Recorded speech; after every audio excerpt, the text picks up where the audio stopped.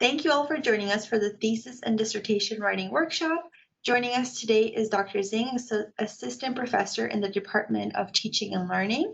She's going to be providing you with tangible strategies you can use to be successful during your thesis and dissertation writing process. So I'm going to hand it over to her to get us started. Thank you, Navana.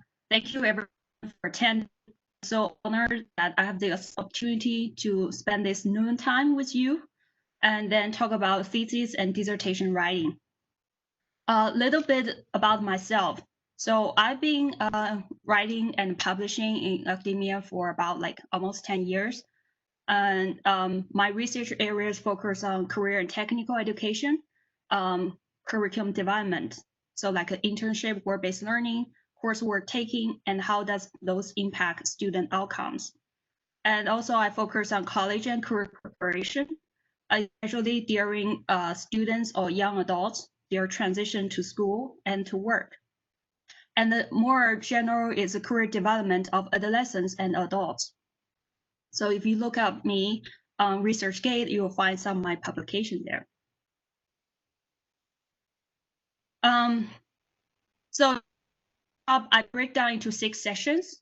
So the first thing is to visualize your dissertation or thesis journey, and then get into that journey is to get started with your research topic, and then select the supporting committee, build a supportive network, and manage time and stress, and then some tips for writing. Feel free to put your questions in the chat. So if we talk any of these sessions and your questions are related, I will address questions during our conversation. And if not, that's directly related and more in general questions, we'll address them at the end of this presentation. So let's start with the first thing is visualize your dissertation thesis journey. So here I give you a strategy I use, and my advisor, I think when I was in a graduate student, the first thing my advisor showed me is this strategy is use a backward approach to map up your journey of your graduate study. So here I have a dissertation journey, for example. So how do you see this is basically think about where you are right now, and then think about when do you plan to complete your graduate study, either is a master's degree or is a doctorate degree. For example, here I list 2024 spring is the time I want to graduate. And then we are at 2024. So this is basically about 4 years time to complete my doctoral study. So here I introduce you 3 milestones of the doctoral study. Is basically you need to pass your qualify. Sometimes in other departments they call it comprehensive exam of your doctoral study, which is basically indicator of whether the student is ready to conduct research and propose a dissertation. So we call it qualify in our department. And another milestone is your proposal. So you need to pass your proposal defense. After that, you will obtain your doctoral candidacy. So that means sometimes you're eligible for some a reduced hours of registration, and in some universities they have reduced tuition as well. And in some work environments, I think once you obtain doctoral candidacy, you also get a promotion raise, pay raise. So which is a prestige you want to get. And the next milestone is dissertation defense. It's you're putting up all your dissertation and defend it. And then graduation. So 3 milestones there. And then I want you to know that this is basically, I put it there is before your defense and between your defense and the proposal, they're usually, I would say, arrange 2 semesters time, because during that time, you probably need to do your IRB if you are using human subjects as your research participants. So you need to collect data and then write up your results. So I'd say definitely map out 2 semesters time. And then usually I would say 1 semester between your qualified exam and your proposal. Because when you are qualified exam ready, I think you're pretty much proposal ready. However, depends on the status, you may not 100% sure about your research topic for your dissertation, right?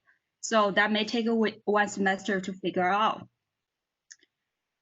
So, and before completing coursework and qualify exam, I suggest that you pace your time so that you want to have your qualified exam this semester, or maybe you almost complete your coursework.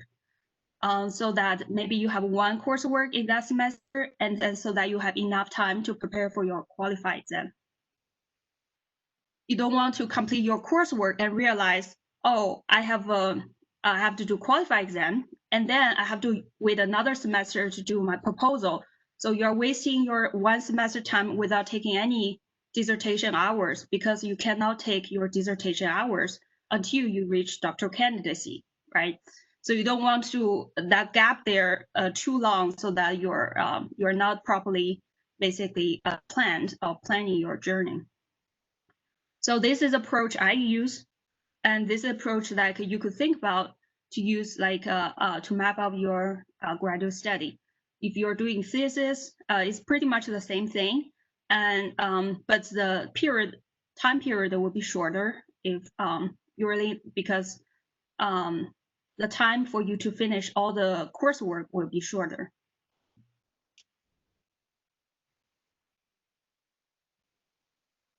The next thing is to really important, and it's a great resource for doctoral master students, is the handbook.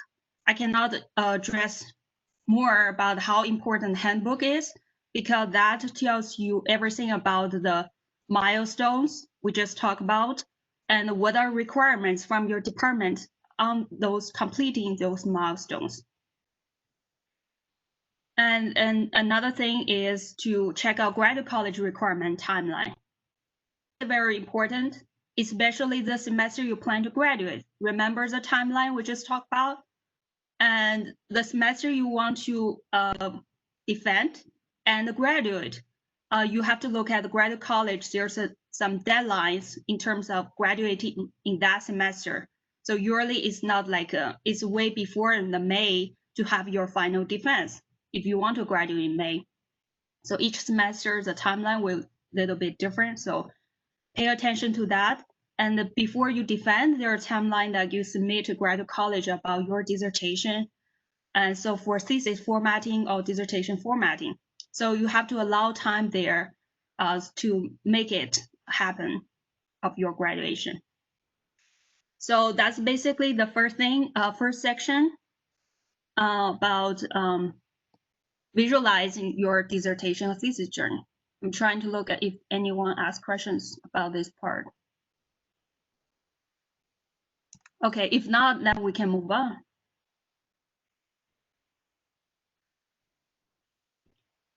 The second part is to get started with your research topic.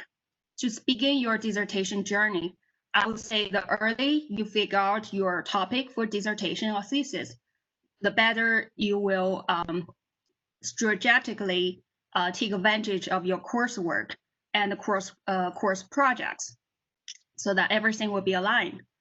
So how do you start with your research topic or picking up a research topic? This is based on my personal experience. It's always to start with a reflection of yourself. So you want your topic is something you're passionate about, you're interested in, and that comes from your past experience. So if you could hit at least one of them, that would be great.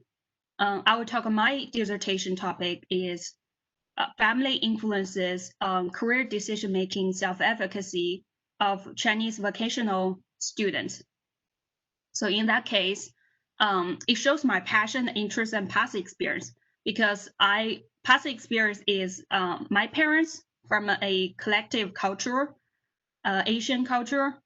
Family has an important influence on us. So I feel like my parents have a lot of influence on me. So I want to examine if that is true for other students as well. So that's a family influence part. My passion is about career decision-making, career development, especially during like high school or beyond high school when they start to choose careers, find out their career pathways. And then my interest is here specifically is career decision-making, you see. So that's a topic that I basically that has my passion, interest, and come from my past experience. The bottom line here is that you want your dissertation topic to be something that you really care about. And why?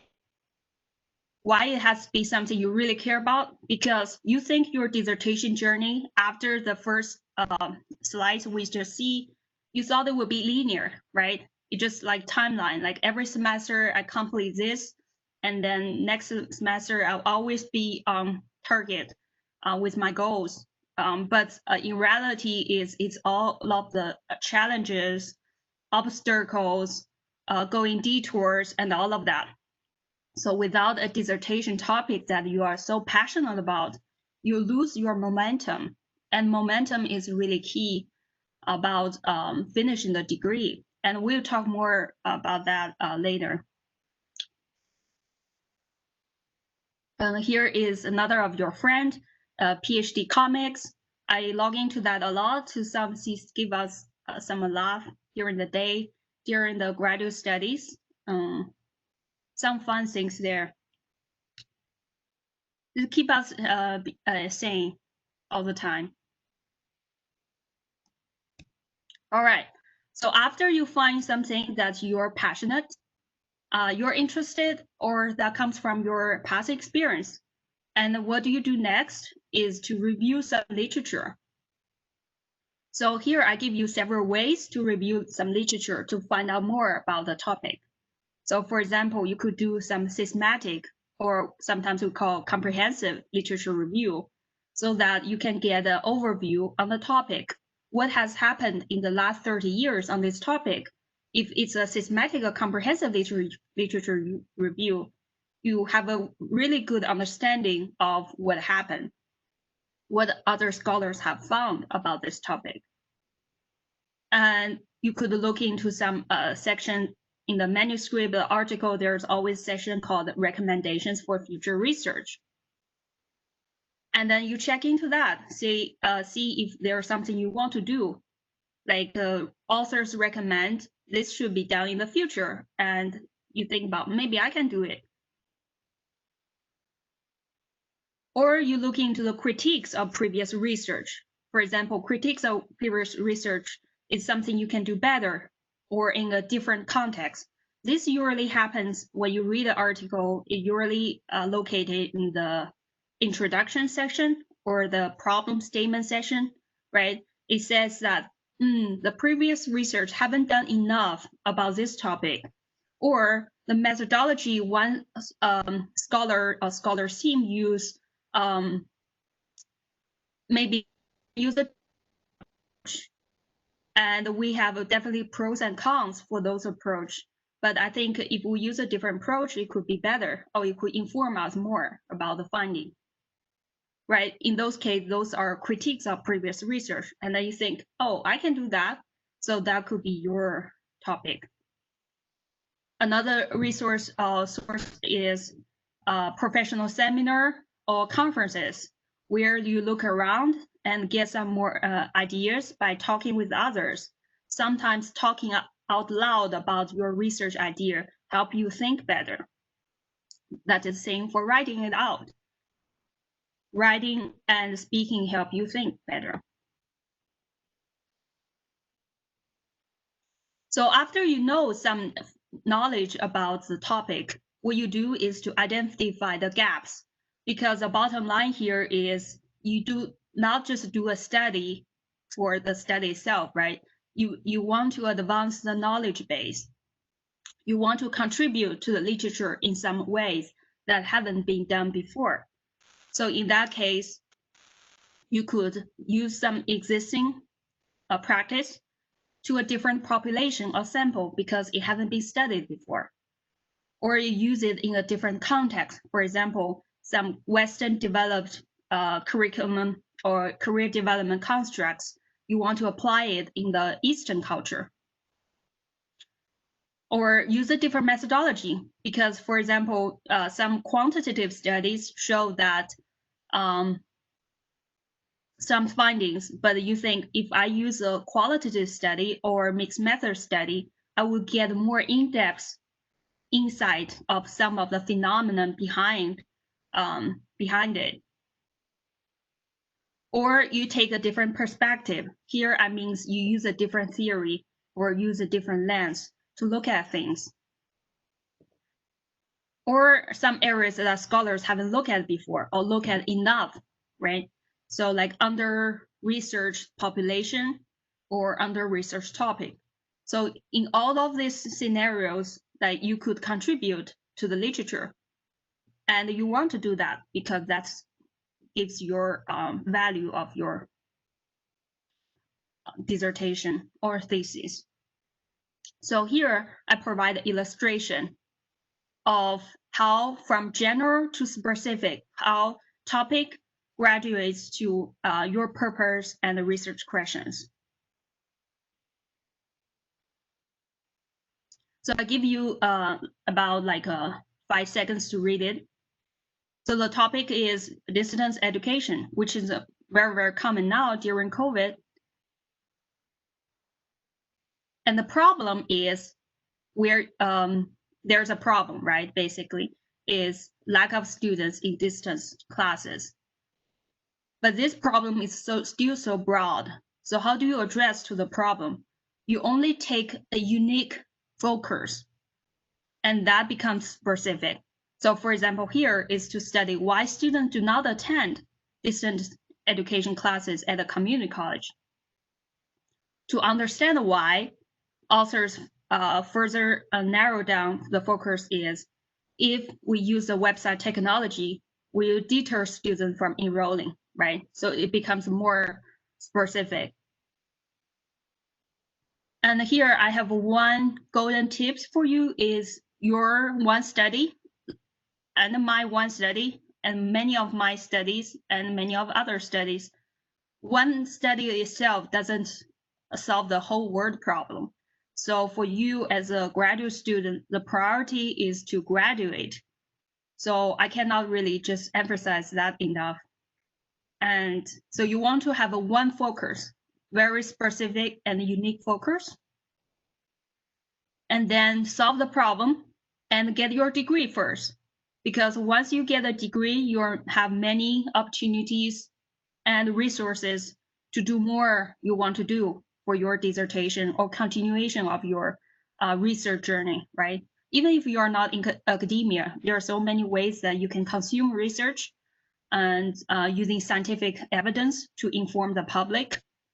So that's a long journey. So do not try to solve the whole world problems by completing your one study, because it just cannot solve the world problem. So your priority is really to graduate first. And here I give you another overall picture of all 5 chapters. So if you look at anyone's dissertation, you see there are 5 traditional formats. There are 5 chapters. Chapter 1 talks about what is a problem, introducing the problem, and talk about the layout of the coming chapters, basically. But the key is really to introduce a problem. And chapter 2 is review of the literature. Basically give us some overall knowledge about what has happened, right? What has other scholars have done in this field on this topic. Chapter 3 is your research methodology. And it has your purpose statement. You have your research questions and what method or methods you're trying to address to solve the questions to reach to your purpose. Chapter 4 is your study findings, the results. How specific your findings, study findings that you get to answer your research questions.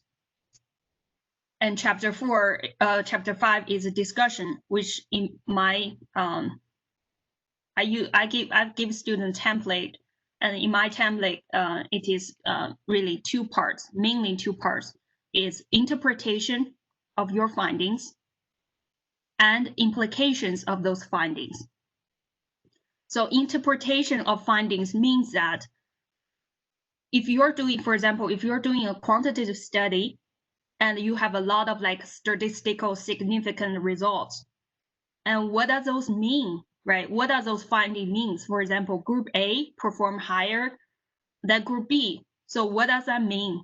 Tell us what does it mean in our daily conversation context. What does those mean? So that's interpretation. And implications means, so based on what we find, how do we come back to the problem we had at the very beginning? What does our findings tell us about the problem? How we can solve the problem? Implications usually, I would say, come from 3 sources. Implications for the literature, if any of the findings inform the literature, or confirm the literature, or doesn't align with the literature, and why. Explain those findings. The next thing is implication to the theory. If you use a theory or a theoretical lens to take a look at some phenomenon or things, what does your findings tell us or about the theory? Is a theory useful? Is a theory applicable to explain what has happened? Or what else can we do to change the theory if it doesn't fit very well? And third thing is implication to the practice.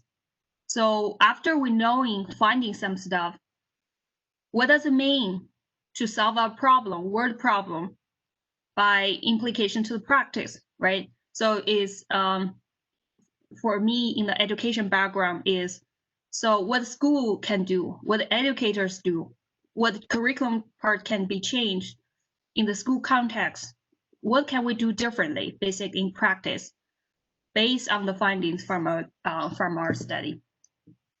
So why I use a funnel illustration? Because based on last slide, we know that our topic is still very general, but our study is focused. So that's an upside down funnel, right? It's a funnel, and then the later part is you expand your finding into a broader context. So it's upside down funnel. You start with something broad, which is your problem statement. You focus down to something very specific that one study can solve. That's your purpose and research questions and findings directly results. And then you expand that findings to address to the broader problem, which actually there is a loop from the bottom to the upper top of this funnel. That's showing that there's a connection there, because that's why like your study's contribution, because this one study, why is it so important? How it's related to the big problem, how it can solve the problem. So that's the illustration here. So you start with something broad, and then you narrow it down to something very specific, and then you expand your findings to in a broader context and find the connection of your piece to the broader literature sea. Okay, so this is part 2, and still haven't seen any questions. Okay, and then we can move on to section 3, is to select a supporting committee.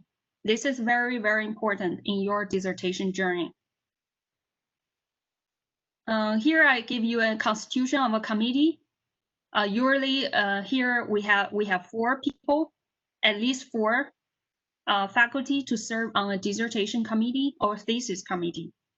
You need to have your chair, and you need to have a graduate representative and another 2 committee members. So I recommend you to have a 1 committee member that focus on the methodology you use to address your dissertation questions. For example, I'm a social science person, So to me is qualitative, quantitative, and mixed method study, right? So I'm doing quantitative and I want to have some expert of quantitative analysis. If I have anything that I read into analyzing my dissertation data, I may come to this committee member and ask for feedback. And you also want a committee member that is focused on the content expert, or if we're doing interdisciplinary, right? So in my case, my field is I talk about little about like career development, career decision making, which is like more like educational psychology. But also I do curriculum development in career and technical education. So there are some interdisciplinary part involved with that. So if your chair, for example, may not have the interdisciplinary expertise that you specifically want, so you could ask someone else to add to this to the part then, so that you have an interdisciplinary expert on your committee. I would say the chair usually come from your content area, right? So in general sense that it's the ideal person for you to guide you through your dissertation. But I know like in many cases that a lot of students are doing interdisciplinary research. So your chairs might not have the exact expertise you have. So you want to have another one on that. I will spend probably just a few minutes to talk about how to select chairs and how to select committee members here. Chairs are very important. When you first enter into your doctoral program or master program, you're appointed to a faculty to serve as your interim advisor. So this advisor could be your chair or could not be, but based on how like your engagement or involvement interaction with this person, and you can make a judgment there, and by like, do I want this person to serve as my chair or to guide my dissertation, or I want someone else. For me, as an international student before, chair plays a very important role in my doctoral study. And I remember before I entered the graduate program, I spent quite a lot of time to search on the website about the faculty, their CVs, just browse through and look into what do they study, and try to maybe have a sense of like a personality of that person, right? The work ethic, and how they work with international students for me, right? So those are like the key considerations you have when selecting someone to be chair, because the more like the better relationship you have with your chair, I think it definitely helps your continue moves on with your dissertation journey. And committee member as well. So committee member, you also want them to be caring and they're willing to give feedback, and they're very supportive. Another thing usually people don't talk that much is you do select your own committee members, but I would suggest you to also talk with the people. For example, you want to have Dr. such and such as your committee member, and you talk with a person, and then they show they have interest to doing so, and then you talk with your chair. So don't ever miss that step. Run back with your chair and see and listen to his or her advice, right? Because there's some information you don't know, and you don't want, for example, if they may not get along, right? And then so they may be bad committee partners for you, and then you will be in trouble if two people are giving you two distinct but advice, but you cannot, and those cannot be reconciled. Which approach will you take, right? So you don't want to make your chair mad, or you don't want to make a committee member mad. So run back with your chair and say, hey, I talked with Dr. such and such, and he's interested in serving a committee, what do you think? Right? And your chair will tell you this person is great. And then you know that, yes, I can have this person on my committee. Right. So just some tips here. And the next thing is to build a supportive network, which is a very, very critical for doctoral journey, because most of the time you think a doctoral journey is lonely, because not many of us doing doctoral journey. So you want to have your family and friends support. One student talked to me last week, like how important her husband was taking care of the family business, basically like a housework and the cleaning, all of that, because she's doing her doctoral study beginning this semester, and her husband is very supportive, because that means a doctoral dissertation or any thesis or dissertation, that means a lot of commitment. And for you to really complete the process, you have to have put in a lot of commitment.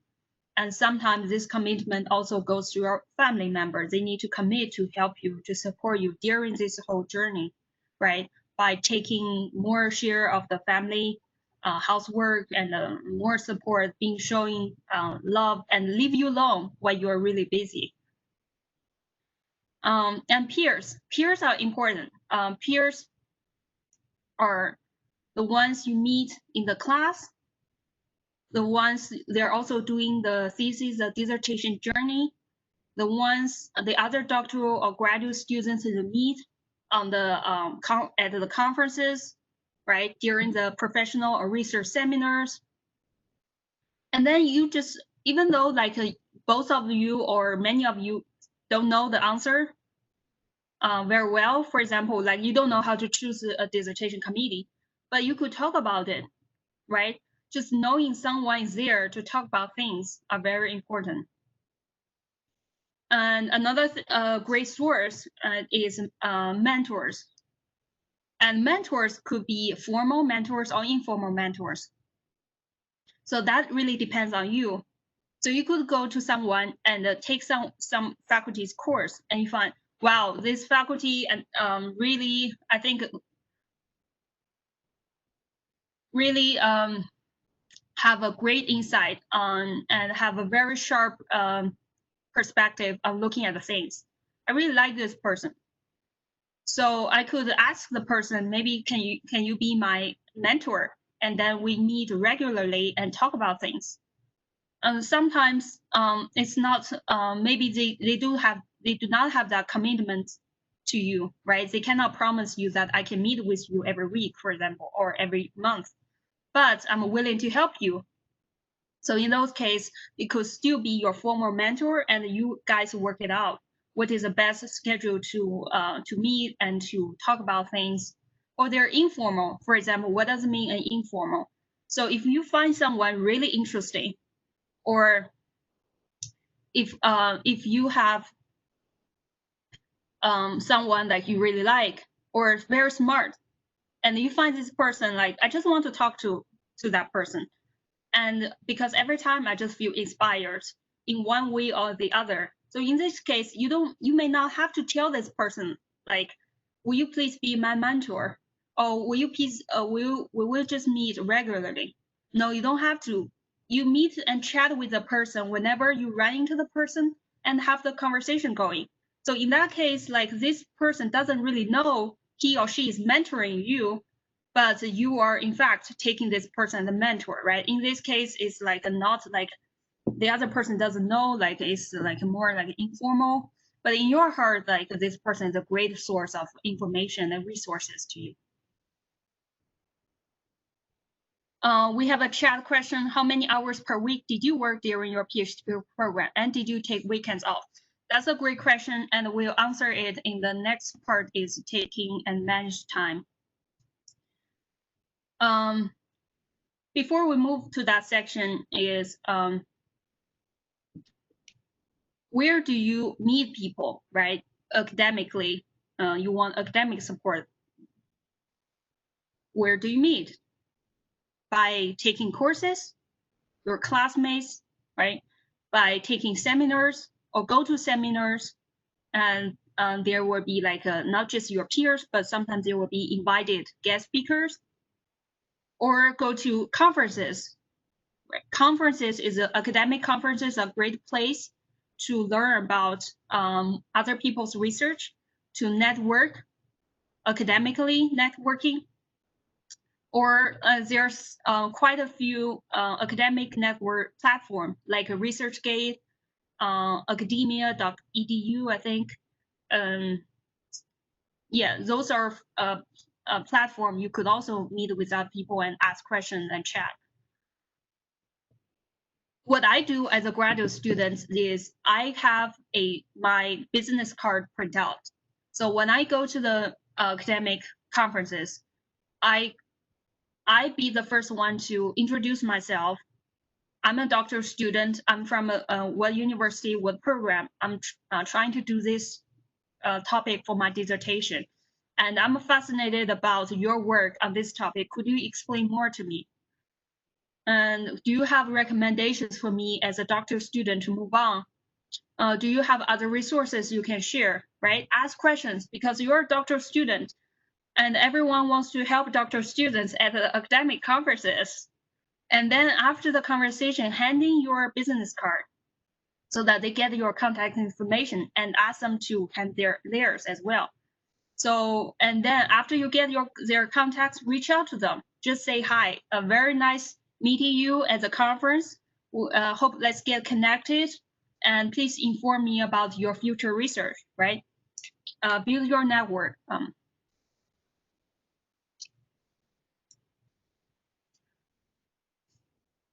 The next thing is to manage time and stress. So I cannot really recall how many hours per week I work during my PhD program. I think that's a great distinction between international students and because they're working full-time, they're full-time students. So we probably work more hours than half-time students, right? So students that they have other job obligations to do. But I will share. I definitely know how long I work now. How do I know that? Is I have several tools here, and I've used all of these tools here. This is not a exclusive list, but but effective tools that show up in many resources I come into, right? The calendar. I use Google because our Rebel Mail is Google G Suite base. So Google Calendar, and it's synced to my cell phone as well. So I can check my calendar. And what do I do with calendar is I color code my different tasks. For example, right now I have, as a faculty here, I mainly have 3 types of tasks. One task is research related, one task is teaching related, and one task is service related. So I have different colors to show that, oh, this task is research related, and this task is teaching related. So I have different colors. And because I'm a tenure track faculty, so publication is extremely important to me and to all the tenure track faculty, because ULV is a research institution. It's not a teaching institution. So you see there are many Cal State schools. They're like community served teaching higher ed institution, right? So in those cases, the breakout of your time will look very different from the breakout of the time here, because it's a research institution. So I can tell you now is every day I spend 2 hours for research related things. So mostly I spend 2 hours writing, because if you don't just write things down, if you just think or if you just read, that doesn't really move you forward. So you have to write things down. And you have to take weekends off. If you are working on your studies during the weekdays. But if you're working half time, for example, and your only time is to work on your doctoral studies during the weekend, then you cannot take weekends off, right? Yeah, you need time, really need time and commitment for your journey. So calendar, I use it. Another thing I do in my calendar is so for example, today I have like 2 hours for writing from like 3 to 5 p.m. today. And then I have color-coded red. And every day I have a different time slots for writing. And at the weekend, I will sum up what's the total hours for writing for this week. And every month, I will sum up what is the total hours for writing for this month. And every week and every month, I do the same. So in that case, I know exactly how many hours I work. Basically, I write. And that's extremely important. Why for writing? Because when we talk about next slide is, it's really about showing up. You have to just be there to write. That's really the number one strategy, is to be there and write. If you don't write, like you just think or you just read, it doesn't really make you move forward. And do that for writing. If in this case, you could do it for logging time, to do it for your class projects, or logging time to just track your progress, right? So the next tool is a semester goal. What does it mean by semester goal? And here, let me stop sharing this. And let me show you an example I had.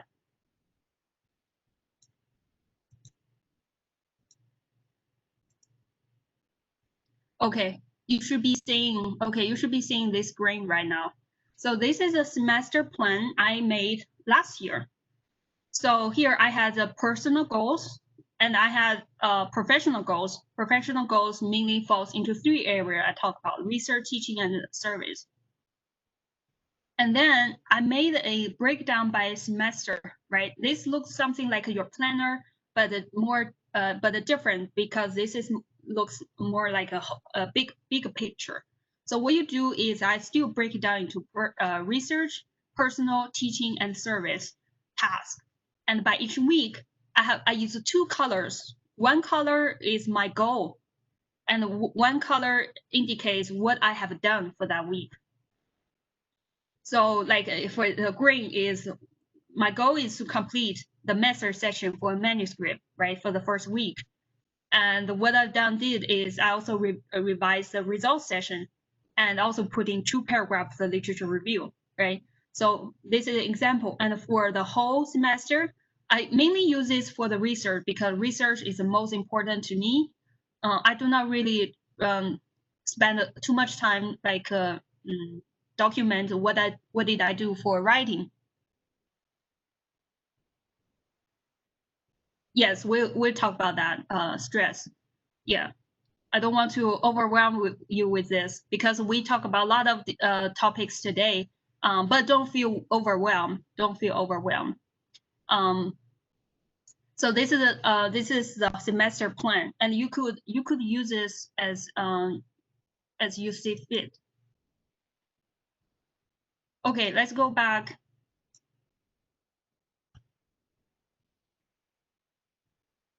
Yeah. And why it's important to talk about this time management?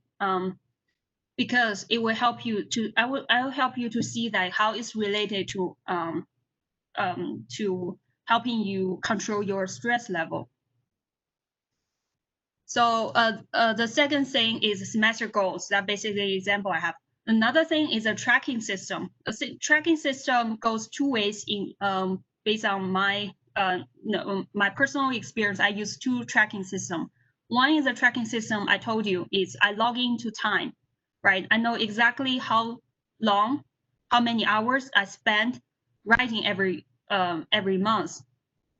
And also I actually, when I put into my calendar, I use my project number to indicate, so I know that how many hours I spend on one manuscript.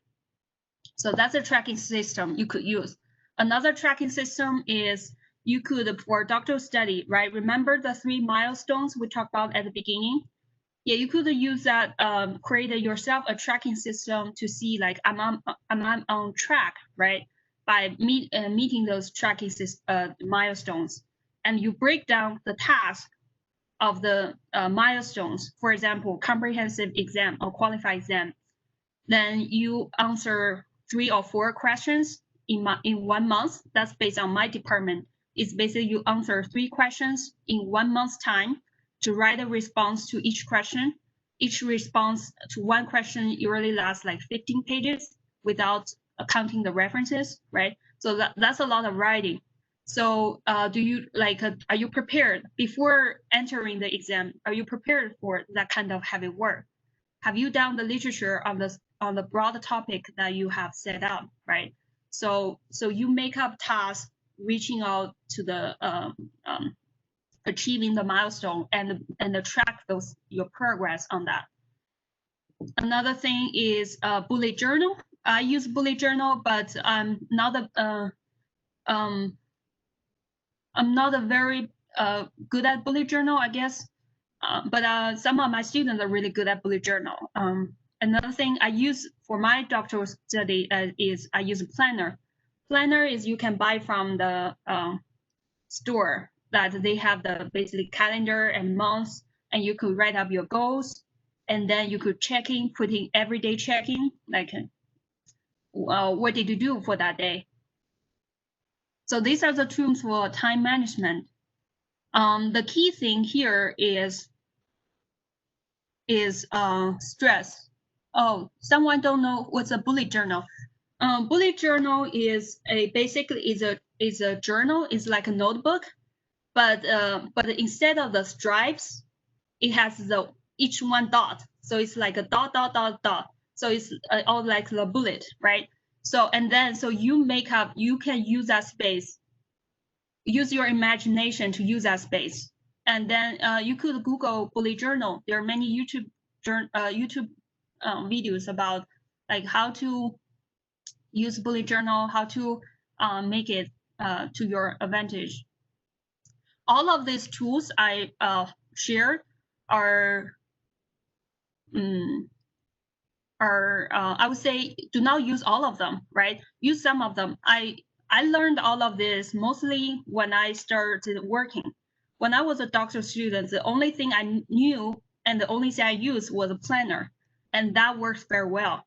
So if you can stick to one thing, or if there are multiple things that make sense to you, use it, but do not overwhelm with yourself with so many tools, but without like really getting the work done. Those tools are trying to help you to stay track, right? Really stay track. So how do we manage stress? We everybody has a lot of stress, and this is true. And our goal is not to really should not have stress, because that's impossible. We all have stress, and our stress levels fluctuate. The point is we need to find the outlet to release stress when the stress level is high. So what are some outlets look like? For example, by having a supportive community, right? Network, you can talk to your partner, you can talk to your peers, and just talking loud about like what bothers you, or how can I make progress, right? For example, you're stuck in some research questions and you don't know how to answer this question. What is the best strategy to approach to answer this question? Then you could reach out to people and talk about it. By reaching out or seeking for help, right? That's the way. Then once you know the information, once you know the solution, that helps you control your stress level, because once you're clear about what to do next, you're not that stressed. Another outlet is, for example, exercise. A lot of people, they exercise because when they exercise, they don't have to think about anything about schoolwork or family obligations, career obligations, right? In those cases, find a habit that you can just do not think about anything when you enjoy doing that thing. So for me, like watercolor painting really helps me like keep myself like sane, I would say, because sometimes I'll be insane. Sometimes if I have too much work, too many threads, and the projects at different levels, and I feel don't know what to do.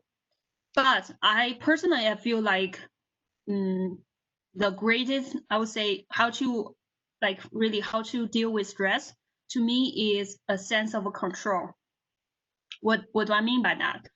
A sense of control means you are where you want to be. It's a feeling that you feel like you are in charge.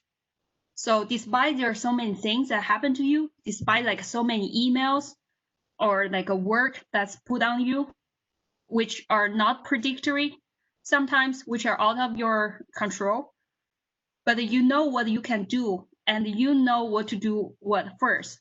So you have a list of priority and you have your time management so that you allocate. So for me, research is the most important. So I have to allocate 2 hours every day for that task, right? So knowing that myself, I feel like, yes, I'm in good shape, because even though I put in 2 hours per week for a day and 12 hours a week, I do take 1 day off. That makes me feel like safe, that makes me feel like protected. And another great tool I learned this semester is called 2-minute rule.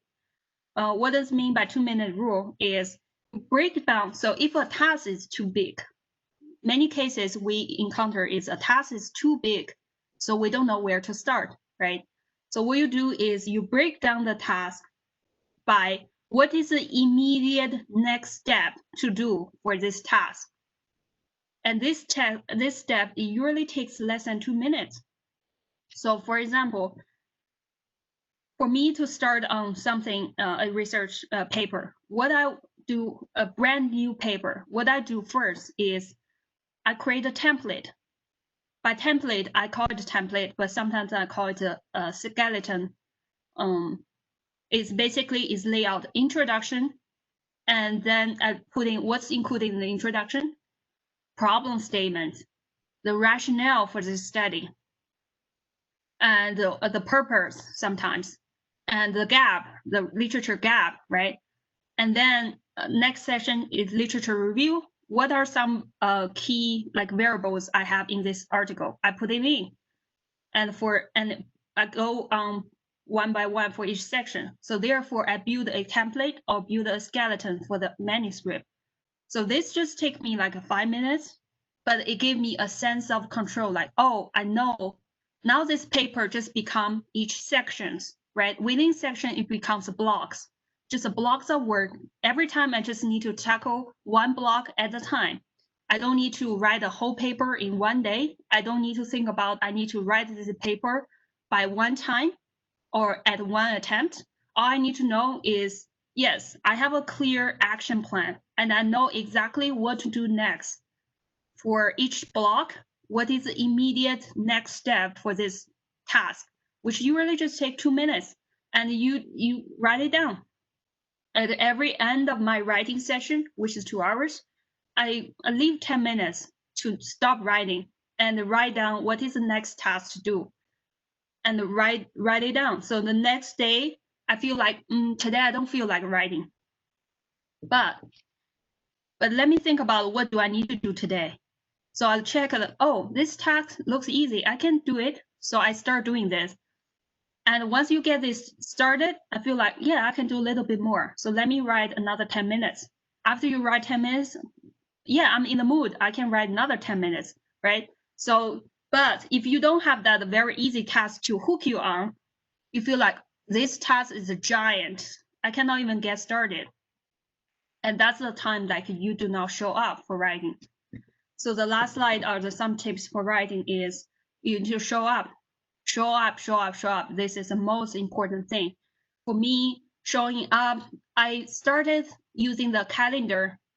I started color code and keep track of my writing time. I started that practice when in 2017.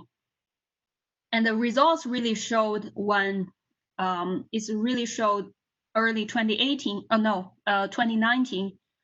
Like in the 2019, I have like six publications, 6 articles published, and 2 more articles accepted, right? So I started really 2017 fall 2017, but it shows up really like 1.5 years later.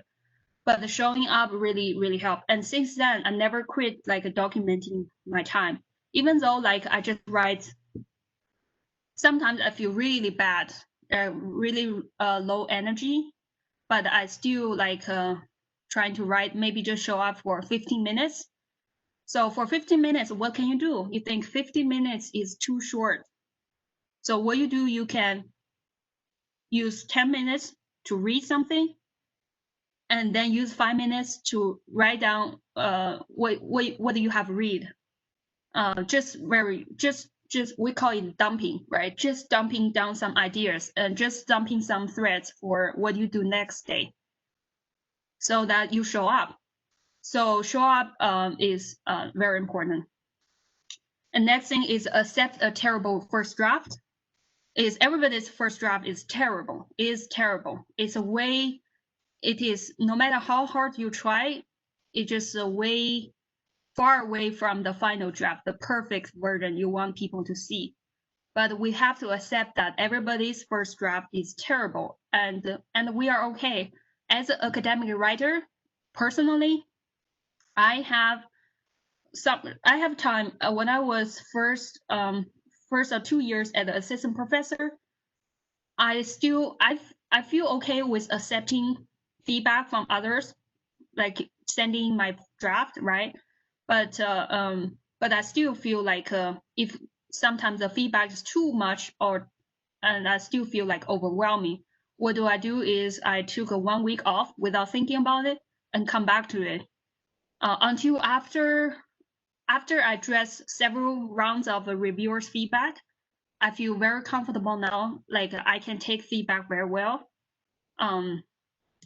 But knowing that nothing, either like whether it looks perfect at the end, when it starts, it is terrible. It's just a very simple draft or terrible draft.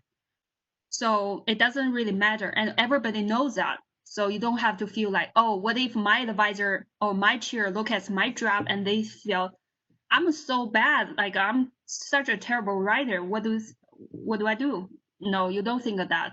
What you think is make your first draft and get your feedback from your chair, and then talk with them and see how you can address to those feedback.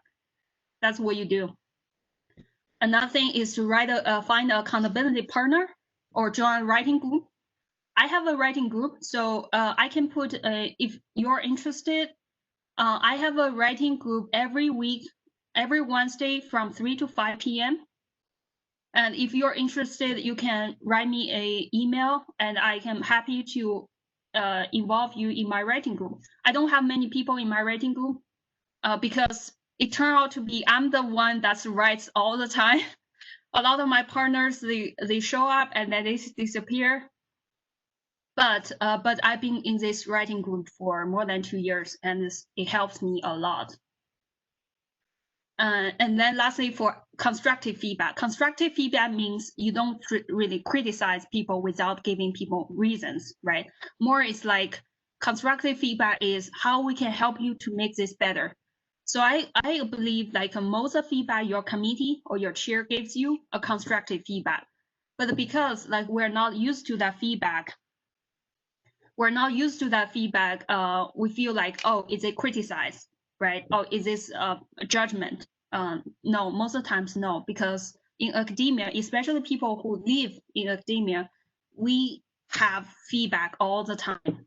So when we take the feedback or when we give feedback, we're really trying to see how the feedback can improve the work we do. So we're really not trying to judge anybody because we all have tons of feedback, even though we think we are perfect, but we are not. Okay, I know time is up, but I do want to see if there are any questions at the end we can quickly address.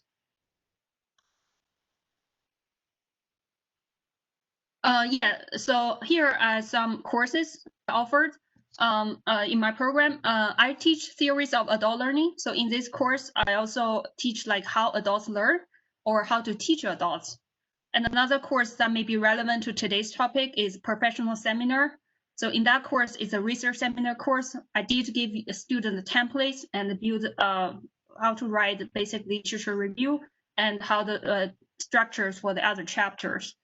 And this is just some examples of courses if you're interested. And then you could follow me, sending me email, follow me on LinkedIn, or follow me on ResearchGate, and to be connected. Okay, any questions?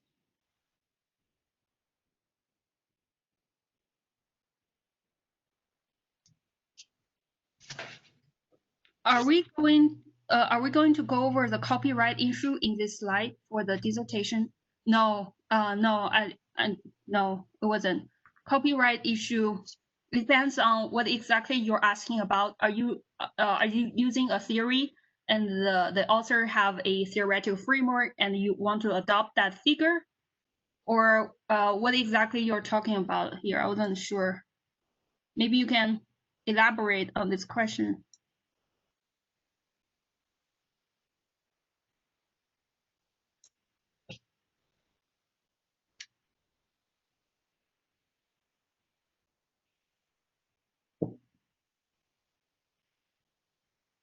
Any other questions while we wait? Oh, yes. So what does it mean by writing for 2 hours? Okay, writing for 2 hours means it includes reading.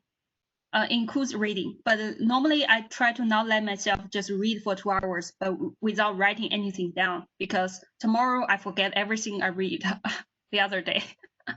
So yeah, I reading definitely counts. Writing, generating ideas, revising also count. Like even though today you are not generating new information, but you are revising something, that definitely counts. Editing, critiquing others, taking feedback, looking into literature, all of those related to write an article, that counts as writing.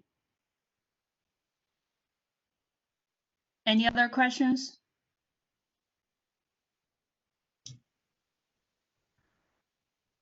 So it looks like we don't have any other questions, but before we wrap it up, I just want to give a huge thank you to you for sharing your time with us today. This was such an informative workshop on a very important topic. And thank you to all the participants for joining us to learn something new today. We're going to be posting this workshop, like I mentioned earlier, to the YouTube channel within a week or so, and then you can go back to it in case you wanted to review anything or make any notes. I hope everyone has a wonderful rest of your day, and we'll see you at the next workshop. Thank you. Yeah, Nevada, I have another question coming. It says, if someone develop a new software, Sure. Who will own the software, for example? So I think this is a negotiation between the school and the software developer. I know more about as a faculty, because if you are a faculty working in the university, I think a school owns half of that property. But for student, I'm not very sure. So perhaps you can talk with your chair, dissertation chair, and find out that information. Yeah. So that is a little different because you are a student or you are a faculty. Yeah. Any other questions? It sounds like we don't have any other questions. All right. Thank you again. Yeah. Thank you, Nevana, and nice to meet you and nice talking with everyone today. Bye. Have a good one. Yeah. Bye-bye.